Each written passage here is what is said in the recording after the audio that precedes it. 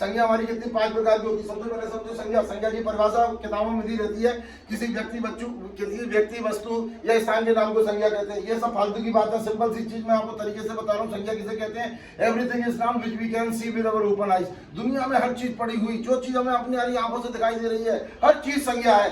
व्यक्ति, वस्तु, स्थान, उसमें उसके अलावा कुछ नहीं। अभी हम इसके आगे बात कर रहे हैं, आजाद नगर संज्ञा, मुरार संज्ञा, ग्वालियर संज्ञा, मध्य प्रदेश संज्ञा, भारत संज्ञा, सब संज्ञा। इसके तक कमरे में जितनी चीजें पड़ी है सब संज्ञा। संज्ञा 5 प्रकार की होती है, व्यक्तिवाचक, जातिवाचक, समूहवाचक, द्रव्यवाचक, भाववाचक। जो दुनिया में एक है वो क्या है? व्यक्तिवाचक। राम, श्याम, मोहन, सीता, गीता, भिंड, मुरैना, ग्वालियर, ये सब एक है।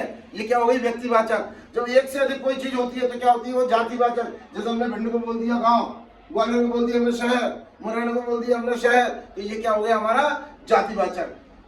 एक से अधिक जो चीज होती है वो क्या कहलाती है? जातिवाचक। अभी मेरा नाम है डॉली सर, अभी मैं डॉली सर को बोल दो सर, गुरुजी, टीचर, है ना, लड़का, आदमी, जवान, ये सब क्या हो गया? हमारा जातिवाचक। तो जो चीज एक है वो व्यक्तिवाचक, जो एक से अधिक है वो जातिवाचक। इसके अलावा जो झुंड में आती है, समूह में आती है, वो क्या कहलाती है? हमारी समूहवाचक संज्ञा।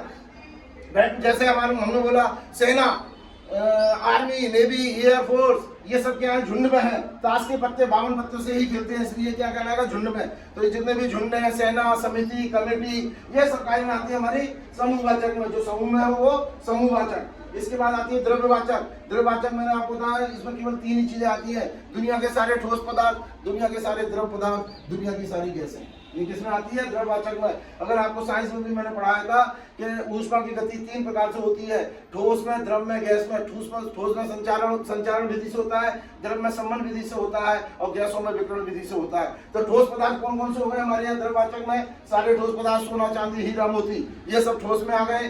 द्रव में क्या आएंगे? जितने भी द्रव है, चाय, कॉफी, तेल, घी, चाय, कॉफी, तेल, घी, जूस, ये सारे के सारे हमारे गाय में आ गए। पानी, ये सब आ गए हमारे किसमें? द्रव्यवाचक में। और गैसों में आ जाएगी हमारी दुनिया की सारी गैसें, पृथ्वी पर पाई जाने वाली सारी गैसें, वायुमंडल में पाई जाने वाली सारी गैसें, और ब्रह्मांड में पाई जाने वाली सारी गैसें, ये किसमें आ गई? द्रव्यवाचक में। द्रव्यवाचक में 3 ही आती है, ठोस, द्रव, गैस। ये हो गई 4 संज्ञा। ये 4 संज्ञा हमको आ गई, ये 4 संज्ञा कंप्लीट हो गई। 5वीं संज्ञा जो हमको नहीं आती, कोई दिक्कत नहीं है, नहीं आने दो। भाववाचक संज्ञा कहलाती है। क्यों? क्योंकि हमको दिखती नहीं है, ये हमारे अंदर ठूस के भरी है। अंगड़ाई, लड़ाई, बुराई, ईमानदारी, बेईमानी, भ्रष्टाचारी जो हमारे अंदर है, ये हमको दिखाई नहीं देती, हम सिर्फ अनुभव करते हैं। इसे हम कहते हैं भाववाचक संज्ञा। इस तरह से आपकी 5 संज्ञा हो गई भाववाचक संज्ञा। और भाववाचक संज्ञा की पहचान भी बता देता हूँ मैं आपको ट्रिक से। अगर किसी भी सेंटेंस के, किसी भी वर्ड के लास्ट में ता, आ की ध्वनि सुनाई दे, मानवता, इस तरह की कोई सुनाई तो पुरुष का बनेगा पुरुष का बनेगा बचपन, पन आ जाए, ई आ जाए, लंगड़ाई, अड़ाई, धैर्य, रे आ जाए, प्यार आ जाए, या स्व आ जाए, तो ये हो जाती है हमारी भाववाचक संज्ञा। ये ट्रिक के ये वर्ड याद रखना, इससे आप पहचान लोगे कि भाववाचक है। 4 आपको याद हो गई।